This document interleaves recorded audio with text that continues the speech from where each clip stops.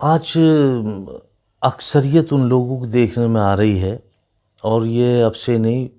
ایک زمانے سے دیکھتے ہوئے آ رہے ہیں کہ لوگ اگر ظہر کی نماز ادا کرتے ہیں تو پوری پڑھتے ہیں، یعنی 4 فرض بھی پڑھیں گے، 4 سنت بھی پڑھیں گے، پھر 2 سنت 2 نفل بھی پڑھیں گے، یعنی 12 رکعت پڑھیں گے، اور جمعہ کا اتنا بڑا اہتمام کرتے ہیں کہ چھٹی کرتے ہیں۔ بہت ساری جگہوں پہ جانا اس وقت پہ بالکل چھوڑ دیں گے کہ نہیں، جمعہ ہے، اپنے کام کاج کو ادھر سے ادھر کر لیں گے، جمعہ کی نماز کے لیے غسل کریں گے، کپڑے بھی اچھے پہنیں گے، مسجد میں بھی آئیں گے، لیکن افسوس کہ نماز پوری نہیں پڑھتے۔ یہ بڑے افسوس کی بات ہے، جبکہ جمعہ کی اتنی بڑی فضیلت ہے کہ اور دن سے پہلے اٹھنا بھی سنت ہے جمعہ کے دن۔ ہاں، حضرت تھانوی رحمۃ اللہ علیہ نے فرمایا کہ جمعہ کے دن اور دن سے پہلے اٹھنا بھی سنت ہے، اور جمعہ کے دن غسل کرنا بھی سنت ہے۔ جمعہ کے دن جو آپ کے پاس کپڑے ہیں ان کپڑوں میں سب سے اچھے کپڑے پہننا بھی سنت ہے، اور جمعہ کے دن سرما لگانا بھی سنت ہے، اور جمعہ کے دن اور دن سے پہلے مسجد میں پہنچنا بھی سنت ہے، اور جہاں جگہ مل جائے وہیں بیٹھنا بھی سنت ہے، اور خطبہ سننا بھی سنت ہے۔ اس خطبے کو بہت ہی متوجہ ہو کے سننا چاہیے، بھلے چاہے سمجھ میں آئے یا نہ آئے۔ اور یوں آیا کہ جمعہ کے دن جو فرشتے ہوتے ہیں وہ صدر دروازے پہ مسجد کے لگے ہوئے ہوتے ہیں، اور جو جمعہ کے اذان یعنی خطبے کی اذان سے پہلے آتا ہے اس کا نام وہ اپنے رجسٹر میں لکھ لیتے ہیں، اندراج ہوتا رہتا ہے ان کا۔ اور جو لوگ خطبے کی اذان کے بعد میں آتے ہیں تو رجسٹر بند ہو جاتا ہے، لیکن نماز ہو جاتی ہے، نماز ہو جاتی ہے، لیکن اس میں ان کا نام نہیں ہوتا، کیونکہ خطبے کی اذان کے بعد میں آئے ہیں۔ تو ہمیں اس پہ بھی توجہ دینی چاہیے کہ جہاں جگہ مل جائے وہیں بیٹھ جائیں، خطبے کی آواز آئے یا نہ آئے، خطبہ سمجھ میں آئے یا نہ آئے، ہمیں سننا ہے، ہمیں تو سننا ہے، بس ہمیں سننے کے لیے کہا گیا ہے۔ اور اتنا کہا گیا کہ اگر کوئی آدمی سر پہ ٹوپی نہیں ہے تو اس کو نہ بتائے کہ آپ سر پہ ٹوپی اوڑھ لیں، آپ ادھر نہیں ادھر بیٹھ جائیں، نہیں، بالکل آپ ایسے رہیں جیسے حالت نماز میں ہیں، یہ بیٹھنا سنت ہے۔ اب آپ سنیں اور بس متوجہ ہو کہ خطبہ سنتے رہیں کہ خطبہ سنا جا رہا، اور حدیث ہے اس کے متعلق کہ پہلی اذان سے لے کر خطبے کی اذان تک جتنی دعا مانگو ساری قبول ہوتی ہیں۔ اور اس کے متعلق بھی آتا ہے کہ امام صاحب جب خطبے کے درمیان ایک لمحے کے لیے بیٹھتے ہیں، اس میں آپ دل ہی دل میں جو دعا مانگو گے وہی قبول ہوگی۔ اور یہاں تک آیا کہ آپ خطبے کی اذان سے پہلے جب آپ آتے ہیں، پہلی اذان کے بعد میں جب مسجد میں آتے ہیں، تو جتنا آپ کو اللہ وقت دے، جو توفیق دیں، تو آپ اس میں نفلیں پڑھا کریں،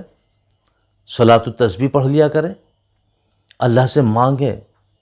یہ وہ دن ہے جس میں ایک ساتھ ایسی آتی ہے جس میں انسان کی مانگی ہوئی دعائیں قبول ہو جاتی ہیں۔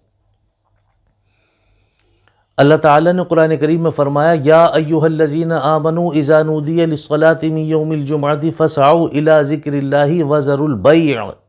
ذالکم خیر لکم ان کنتم تعلمون۔ اے ایمان والو، جب جمعہ کی نماز کے لیے اذان دی جائے تو تم اللہ تعالیٰ کے ذکر کی طرف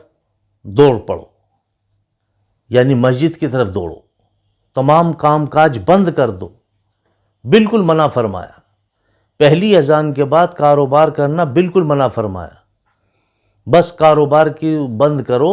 اور اللہ کے ذکر کے لیے یعنی اللہ کے گھر کے لیے مسجد کی طرف دوڑ پڑو، اور تمام خرید و فروخت چھوڑ دو، یہ تمہارے لیے بہتر ہے اگر تم جانتے ہو۔ تو اتنا تو سبھی جانتے ہیں، اور ہم نے آج چھٹی کیوں کی ہے؟ اسی لیے تو کیا آج جمعہ ہے۔ ہم آج کسی کے ہاں نہیں جا رہے اسی لیے تو نہیں جا رہے کہ آج جمعہ ہے۔ ہم نے کاروبار جو آج چھوڑا اسی لیے تو چھوڑا کہ آج جمعہ ہے۔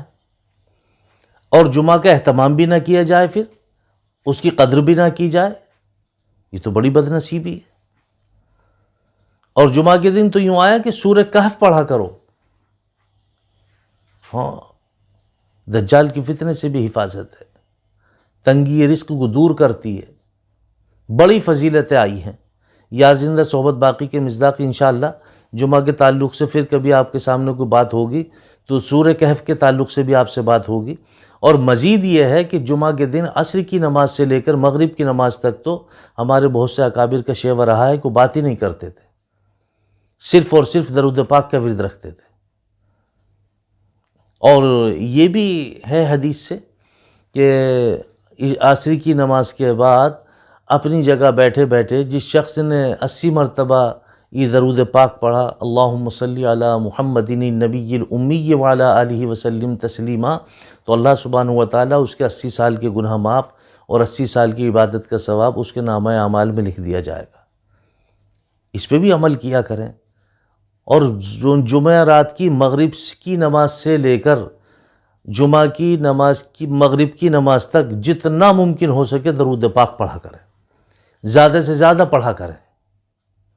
زیادہ سے زیادہ پڑھا کریں، کیونکہ میرے مصطفیٰ صلی اللہ علیہ وسلم نے فرمایا کہ جمعہ کے دن درود پاک میرے حضور پیش کیا جاتا ہے اور عام دنوں میں فرشتے کے ذریعے سے پیش کیا جاتا ہے۔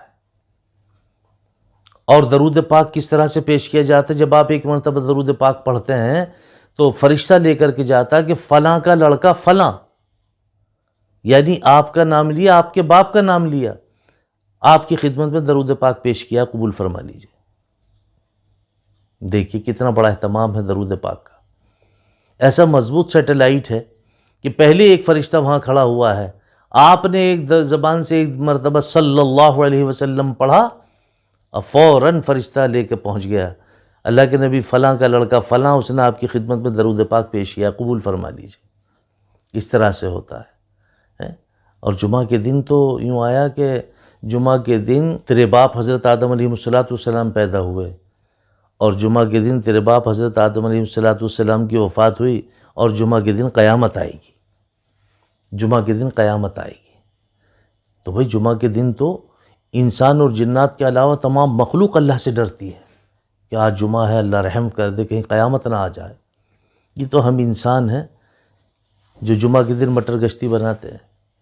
تمام اول فول جمعہ کے دن ہمارے ہاں ہو جاتے ہیں کہ آج چھٹی کا دن ہے۔ ارے آج چھٹی کا دن ہے، اللہ کے بندے یہ دیکھ کہ آج قیامت کا بھی دن ہو سکتا ہے، جمعہ کے دن قیامت آئے گی۔ اس دن تو کم سے کم ہفتے میں ایک دن تو گناہ کرتے ہوئے ڈرا کرو کہ آج جمعہ ہے، جمعہ کے دن قیامت آئے گی۔ پھر اللہ سبحانہ وتعالیٰ فرما رہے ہیں یا ایھا الذین آمنوا اذا نودی للصلاۃ من یوم الجمعہ فاسعوا الی ذکر اللہ وذروا البیع ذالکم خیر لکم ان کنتم تعلمون۔ اے ایمان والو، جب جمعہ کی نماز کے لیے اذان دی جائے تو تم اللہ کے ذکر کی طرف دوڑ پڑو، یعنی مسجد کی طرف دوڑ پڑو، اور تمام خرید و فروخت بند کر دو، یہ تمہارے لیے بہتر ہے اگر تم جانتے ہو۔ تو اتنا تو آپ جانتے ہیں، اللہ نے آپ کو عقل شعور دی ہے، اس کا استعمال کرنا چاہیے۔ تو بھئی جمعہ کی نماز مستقل مزاجی کے ساتھ، پابندی کے ساتھ اور پوری پڑھ کے جایا کرو، پھر دیکھیں آپ ایک ہفتے کے گناہ معاف ہو جاتے ہیں اگر آپ پوری نماز ذمہ داری کے ساتھ پڑھ لیں، ایک ہفتے کے گناہ۔ اور پھر وہ دن ایسا دن ہے کہ اس میں ایک ساتھ ایسی آتی ہے جس میں آپ کی دعائیں قبول ہوتی ہیں۔ ممکن ہے وہ ساتھ کہاں آ جائے، کب آ جائے، اس کو اللہ جانتے ہیں، لیکن ہمیں تلاش تو کرنا چاہیے۔ اللہ ہم سب کو عمل کی توفیق نصیب فرمائے۔